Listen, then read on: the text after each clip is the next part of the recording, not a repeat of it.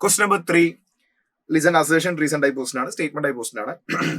Angular speed of the moon in its orbit about the earth is more than that of angular speed of earth it's in its orbit about the sun.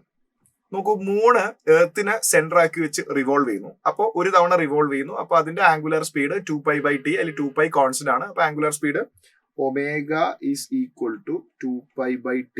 2π constant ആണ്. അപ്പോൾ angular speed is inversely proportional to time period. Time period എന്ന് പറഞ്ഞാൽ ഒരു തവണ കറങ്ങാൻ എടുക്കുന്ന സമയം.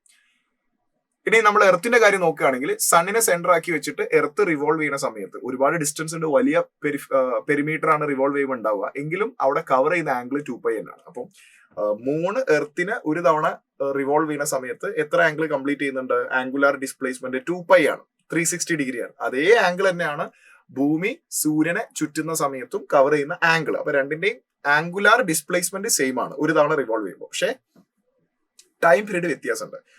എർത്തിനെ സംബന്ധിച്ചിടത്തോളം 365 ഡേയ്സ് എടുക്കുന്നുണ്ട്, പക്ഷെ മൂണിനെ സംബന്ധിച്ചിടത്തോളം അറൌണ്ട് 27 ഡേയ്സേ ഉള്ളൂ. അപ്പൊ അതുകൊണ്ട് angular speed is inversely proportional to time period. Time period കൂടുതൽ വരുന്നത് എർത്തിനാണ്. അപ്പൊ എർത്തിന്റെ ആംഗുലാർ സ്പീഡ്